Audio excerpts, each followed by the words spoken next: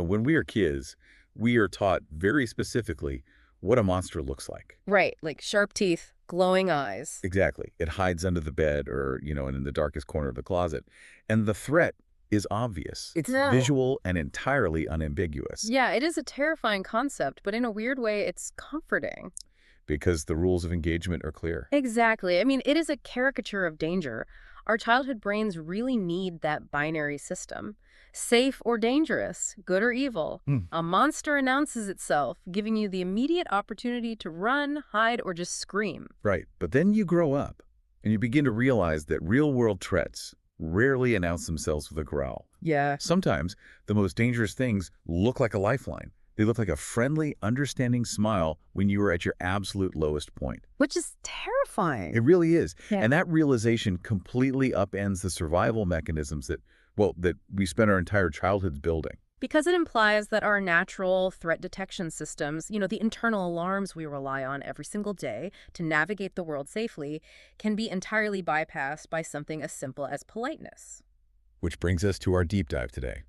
We are looking at a deeply unsettling case from Jacksonville, Florida, back in 2013. Yeah. It involves the abduction and murder of an 8-year-old girl named Cherish Perrywinkle. It's such a heavy case. It's June 21st, 2013.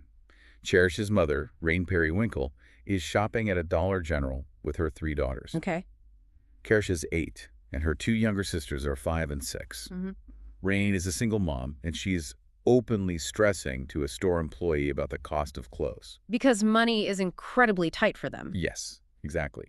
And the pressure is compounded by the fact that Cherish is scheduled to fly out to California the very next day.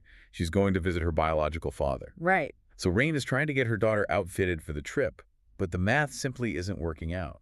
Which means she is experiencing a moment of peak vulnerability. The financial stress is paramount, obviously, but she is also distracted. Right, trying to manage 3 kids. Exactly, managing 3 active young children in a very public space. And a predator looks for precisely this kind of cognitive overload. Oh, wow. Yeah. When a parent's mental bandwidth is totally consumed by logistics and financial panic, their situational awareness inevitably drops. And someone is paying very close attention to that dropping awareness. Yeah. A 56-year-old man overhears her struggles with the cashier. He approaches them outside the store, introduces himself as Don, and presents an incredibly generous offer. He claims his wife has a $150 gift card for Walmart. Right, that they aren't going to use. Oh. And he says he would just love to buy the girl some clothes. I mean, it sounds like a miracle for her. But Rain later stated she felt hesitant. She actually thought to herself, like, I feel like pinching myself because this is too good to be true. She felt a surge of paranoia. Right. But she suppressed it. And suppressing that instinct is the absolute crux of the predator's strategy. Predators understand that in our society, we are heavily conditioned from birth to be polite. Yeah, to express gratitude. Exactly. To give people the benefit of the doubt. This man didn't use physical force or intimidation to get past a mother's natural defenses. He weaponized her financial desperation. Oh, that's such a good way to put it. But looking at the surveillance footage from that night, the crowd was just camouflage. The footage reveals a highly calculated operation there in the Walmart for hours. Hours. And Don is shadowing the family the entire time. He's maintaining a proximity that ensures he is always part of the group's dynamic. Always hovering. Yes. And he is paying an unusual, intensely focused amount of attention to 8-year-old Cherish. And the most glaring detail, which is really only apparent in retrospect, is what he is putting in his own shopping cart. Oh, this part is awful. Yeah. While Rain is picking out clothes for her daughters, the only item Don selects for himself is a length of rope. It just chills you to the bone. So it gets to be around 10 p.m. This mysterious wife with the gift card never shows up. Of course not. The kids are exhausted and hungry. They haven't had dinner. So Don steps in to offer a solution to the very problem he created. The savior complex again. Exactly. He tells Rain he will take the kids to the McDonald's located at the front of the Walmart to get some food while she finishes up with the clothes. And she agrees. She agrees, thinking they're just getting cheeseburgers. Mm-hmm. Cherish skips off after him toward the front of the store. Rain turns back to the merchandise. And that is the last time she ever sees her daughter. That's heartbreaking. Don and Cherish walk right past the McDonald's, out the front doors of the Walmart, and just vanish into his van. And the transition from a seemingly benign interaction to a full-fledged abduction happens in mere seconds. At seconds. It highlights a terrifying reality. Abduction isn't always a dramatic, violent struggle in a dark alley. Sometimes it looks exactly like a child willingly walking out of a store with an adult they have been told to trust. Yeah. And Rain's realization of this is immediate and terrifying. But what happens next exposes a massive gap between our expectation of the emergency response system and the psychological reality of the people operating it. The 911 call. Yes. So after waiting and realizing the McDonald's inside the store has actually been closed for hours, Rain panics.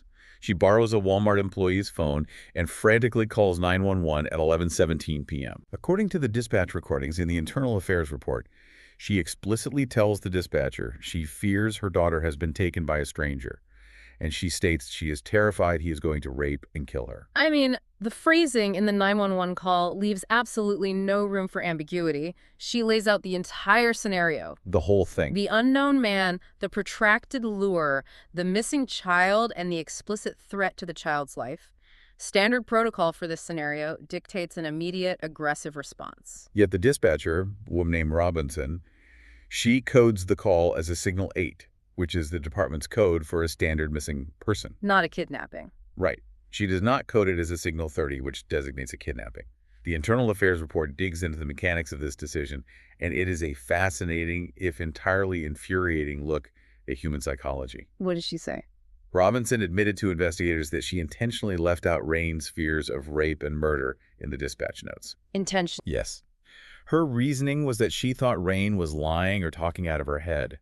She claimed the story didn't seem real, so she took it at face value and sent it out merely as a missing child report. So we are seeing a real-time manifestation of cognitive bias acting as a defense mechanism. Really? How so? The dispatcher is presented with a narrative so horrifying, a stranger infiltrating a family unit to kidnap a child for sexual violence and murder, that her brain actively rejects the information as implausible. Oh, wow. Yeah. To process the stress of the call, she substitutes the mother's horrific reality with a more manageable, less terrifying narrative, like a confused, hysterical mother whose child has probably just wandered off into another aisle of the superstore. I have to push back on the condemnation of the dispatcher for just a moment, though. Okay. Because if you are a 911 operator or even a police officer, you are dealing with false alarms, exaggerations, and panic all day, every day. That's true. People call 911 for the most mundane issues imaginable. Isn't it just human nature to actively look for the least horrific, most logical explanation, even when someone is screaming the worst-case scenario at you? It is entirely human nature to seek out the mundane explanation. You're right. The problem is that in emergency response, natural human bias is the exact vulnerability that protocols are engineered to eliminate. Ah, I see. When a system allows an operator's subjective judgment, it's citing a caller, sounds like she's exaggerating, to override explicit threat reporting, the entire architecture of the response fails. And it really failed here. Exactly. Because of that improper coding, massive logistical delays just cascaded through the department. The public information officer wasn't immediately notified. The media wasn't alerted to broadcast the suspect's description. Wow. And crucially, the child abduction response team CART was not activated immediately. And the cognitive bias didn't even stop at the dispatch center. The homicide sergeant who arrives on the scene, Sergeant Mills, operates under a similar set of assumptions. Oh, no. Yeah. He learns that Cherish was scheduled to fly to California the next day to see her biological father. His immediate overriding theory is that this is a custody dispute. Even with the stranger in the van. Yep. He suspects Rain is hiding the child to prevent the visitation. He even tells investigators later that he found Rain's behavior unusual because she was crying and moaning, but he didn't see actual physical tears. It's like law enforcement often attempts to force chaotic facts to fit a preconceived, manageable narrative. A custody dispute is a known quantity, right? Exactly. Police have established procedures for dealing with feuding parents. A stranger abduction, on the other hand, is sheer chaos. Right. And by leaning into the custody theory, invaluable time was squandered. It took over 6 hours from the time Cherish disappeared to finally issue an Amber Alert. 6 hours. And in cases of non-family abductions, survival probabilities drop precipitously with every passing hour. 6 hours in the dark. Which really brings us to the grim reality of who actually had Cherish during that time Hmm. and the mechanics of the justice system that allowed him to be walking the aisles of that Walmart in the first place. Yeah, let's talk about Donald Smith. So the man who called himself Don was Donald Smith. He was a 56-year-old registered sex offender with a staggering 19-codes rap sheet dating all the way back to 1977. 1977. Yeah. At the time he took Cherish, he had only been out of jail for 21 days. He had actually met with police just days prior to verify his address for the sex offender registry. They knew exactly who he was, and they knew exactly what he was capable of. And the psychiatric evaluations from his past are a devastating read. Yeah. Oh, absolutely. Yeah. Back in 1999, as he was finishing a previous prison sentence, state psychiatrists explicitly flagged him as a high risk to reoffend. They diagnosed him with orbital frontal syndrome. Let's unpack that diagnosis, actually, because it sounds clinical, but the implications are terrifying. What does orbital frontal syndrome actually do to a person's brain? So the orbital frontal cortex is essentially the brain's braking system. Okay. It is the region responsible for impulse control, ethical decision-making, and really suppressing primal urges. When a person suffers from orbital frontal syndrome, whether that's due to trauma or developmental issues, that braking system is severely compromised. Or just entirely offline. Exactly. The psychiatrists evaluating Smith determined he possessed a fundamental neurological inability to control his inappropriate impulses. Based on this, their formal recommendation was for civil commitment. This brings up a massive tension in our legal system. I was actually looking through the civil commitment statutes in the source material, and it is a logistical tightrope. It is. If state-appointed psychiatrists knew his brain was essentially missing its ethical braking system, how does the state justify releasing him back into the public? Yeah. I mean, is the bar for permanent confinement just too high? Well, the friction lies between constitutional rights and public safety. Civil commitment for sex offenders is this specialized program where, after a criminal sentence is fully served, an individual can be confined to a secure treatment facility indefinitely. If they are deemed an ongoing threat. Right, an ongoing, unmanageable threat to society. However, permanently removing someone's liberty after they have technically paid their legal debt to society requires clearing an incredibly high legal hurdle. Because their sentence is over. Yes, only a tiny fraction, about 1% of eligible offenders, are recommended for this confinement. Just 1%. Yes. Furthermore, keeping someone committed typically requires unanimous approval from a jury. In Smith's 1999 case, a systemic breakdown occurred. The jury never heard the full, unvarnished extent of the psychiatrist's warnings about his orbital frontal syndrome, and he was eventually released back into the population. A release that led directly to June 21st, 2013. Yeah. The police finally catch up to Smith at 9 a.m. the morning after the abduction. They spot his white van and execute an arrest. Canine officer Charlie Wilkie, who ultimately found Cherish's body hidden behind a nearby church, noted something very specific about Smith's demeanor. What was it? Smith was soaking wet, surrounded by the brand-new clothes he had purchased at the Walmart. And Wilkie observed that Smith showed absolutely zero remorse. He described Smith's energy as sending a clear message, basically, you caught me, but you didn't stop me. Wow. And that observation aligns perfectly with the psychopathy often seen in serial predators. There's a complete absence of empathy, replaced entirely by a cold calculation of consequence. The trial didn't actually commence until 2018, and the details pulled from the transcripts are just agonizing. They are very tough to get through. Chief Medical Examiner Dr. Valerie Rao provided testimony so harrowing that she actually had to request a 10-minute recess while detailing the autopsy.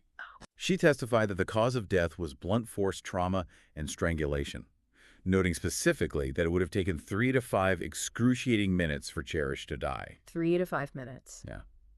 The brutality of the physical evidence left the jury visibly weeping. But the prosecution had another layer of evidence that cemented the true nature of Donald Smith. The secret jailhouse recordings. Exactly. Yeah, they played them for the court, and it stripped away any remaining facade of a misunderstood man struggling with uncontrollable impulses. While waiting for trial, Smith was recorded bragging to other inmates. He made abhorrent comments, stating that Cherish had a lot for a white girl, and casually mentioning that 12 and 13-year-old girls visiting the jail were right up his alley. Just disgusting. But the most legally significant recording was a phone call to his mother. He asked her to purchase and send him a copy of the DSM-IV. Right, the standard diagnostic manual used by psychologists and psychiatrists. Yeah. Why would he want that? Well, the request for the DSMIV is the linchpin that totally destroyed his legal defense. How so? Smith's defense team was attempting to mount an insanity defense, arguing that his neurological deficits meant he didn't fully comprehend the criminality of his actions. Ah, I see. But by requesting the diagnostic manual to explicitly study the symptoms of mental illness, Smith provided the prosecution with undeniable proof of men's the legal concept of a guilty mind. So he was faking it. It proved he was actively, lucidly calculating a way to manipulate the legal system to avoid the death penalty. He wasn't legally insane, he was simply malicious. And the jury saw through the manipulation immediately. It took them a mere 15 minutes of deliberation to convict him, and he was subsequently sentenced to death. 15 minutes. Wow. Cherish Perrywinkle, who endured unspeakable public blame in the aftermath of the abduction and even temporarily lost custody of her other 2 daughters, stated she wakes up nauseous every single day. She told the court she will not experience anything resembling closure until his execution is carried out. It is a micro-level tragedy of unimaginable proportions. A family utterly devastated because a momentary financial vulnerability was expertly identified and exploited. Yeah. But to truly understand the threat landscape, we have to zoom out from the specific horror of Donald Smith and look at the macro-level data on how abductors actually operate on a national scale. Right, because it is easy to dismiss Donald Smith as a terrifying anomaly. For the macro view, we turn to the University of New Hampshire study authored by David Finkelhor and his colleagues. The NISMART data. Yes, this research relies on NISMART data, the National Incident Studies of Missing, Abducted, Runaway, and Thrown-Away Children. By aggregating nationwide reports, the study provides a statistical picture of the threat. And the numbers challenge everything we think we know. What did they find? They estimate that more than 114,600 children experience an attempted non-family abduction, or ANFA, in a given year in the United States. Over 100,000 incidents annually. I mean, that figure shatters the comforting illusion that these events are impossibly rare lightning strikes. Exactly. But the crucial part of the NISMART methodology is how it categorizes these attempts, which completely contradicts our conventional wisdom about abduction. Right. Because when I picture an abduction, my brain immediately defaults to the Hollywood version. Huh? You know, a sketchy van screeches to a halt on a sidewalk, a masked man jumps out, violently grabs a child kicking and screaming, and throws them into the back. Yeah, that's what we're taught to look out for. But the data reveals that violent, forceful grabs are actually a statistical outlier. The vast majority of these attempts utilize the exact mechanism we saw in the Perrywinkle case, the psychological lure. The lure. Yes. Instead of muscle, the abductor uses manipulation. They offer a ride, ask for directions, pretend to need help finding a lost pet, or, offer to purchase meals and clothing. Just like Don did. Exactly. The goal is always to convince the child to enter a vehicle or a secluded area willingly, bypassing any physical struggle that might attract attention. It is a game of psychological manipulation. And there is a specific demographic data point in the study that fundamentally shifted my perspective. Oh, which one? Well, we generally operate under the assumption that violent crime disproportionately impacts low-income and minority communities. Right, for a vast array of systemic reasons. Exactly, and that holds true for many categories of crime. But when the researchers isolated the data for attempted non-family abductions, they found a slightly higher incidence among Caucasian children coming from intact upper-income families. It is a fascinating and really vital statistical pivot. It indicates that this specific category of crime operates on a totally different set of rules than standard street crime. Yeah. It isn't driven by the socioeconomic geography of a neighborhood. I view it kind of like a virus. A virus does not run a background check on your zip code or your tax bracket before it infects you. Right. It simply drifts through the population looking for a susceptible host. It looks for a momentary vulnerability, a tiny temporary breakdown in the immune system, and it strikes. That's a really good analogy. And these predators operate with the same opportunistic biology. They aren't targeting a specific demographic profile.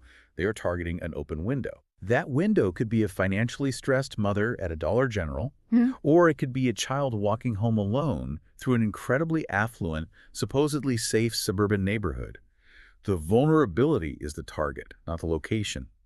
And the virus analogy really illustrates the vital takeaway from the Finkelhor study, the urgent need to modernize our prevention strategies. Oh, so. Traditional stranger danger education focuses heavily on the physical threat. We teach children to yell, to kick, to bite, and to run away if someone tries to grab them. Right. Stranger equals danger. Exactly. But if the predator isn't grabbing them, if the predator is smiling warmly, offering a gift card, or asking for help, that physical defense training is never triggered. Because they don't seem dangerous. Right. We have to teach both children and adults to recognize the mechanics of a psychological lure. We must instill the understanding that danger rarely looks dangerous at first glance. Pulling all these threads together, the through line of our deep dive today is fundamentally about how we perceive and respond to threats. We examined the micro-level tragedy of the Perrywinkle family, observing how a mask of charity was used to completely bypass a mother's defenses. Yeah. We unpacked the institutional breakdowns, exploring how the cognitive biases of a 911 dispatcher and a homicide detective caused them to actively reject a horrific truth because a mundane lie was just easier to process, fatally delaying the rescue. It's staggering. And we analyzed the macro-level ISMART data, revealing that over 100,000 of these attempts happen annually, relying almost entirely on the psychological lure rather than the physical grab. Because the systems we rely on to keep us safe, our personal intuition, our emergency response networks, and our legal frameworks are all incredibly vulnerable to manipulation by politeness, by assumptions of normalcy, and by our inherent desire to avoid conflict. So why is this meticulously documented tragedy matter to you listening right now? It serves as a stark, uncomfortable reminder that you must aggressively trust your gut. When a situation feels too good to be true, when someone is offering unearned favors or forced intimacy, when your internal alarm bells start ringing, even if you feel paranoid, even if you are deeply worried about seeming rude or ungrateful, you have to listen to that instinct. Predators lead with a smile, not a weapon. Because in our daily lives, we are heavily conditioned to smooth things over, to be accommodating, and to avoid causing a scene. Right. But in rare, critical moments, that social conditioning is the exact mechanism a predator leverages to bypass our security. Which leaves us with a lingering, provocative question to consider on your own. We began by discussing how we teach our children to spot obvious monsters. But if our societal norms constantly train us to be unfailingly polite, to defer to friendly strangers, and to swallow our paranoia so we don't cause an uncomfortable scene, are we inadvertently training ourselves and our children to actively ignore the very evolutionary survival instincts that were designed over millennia to keep us alive? Are we holding the door open for the monster simply because it asked nicely?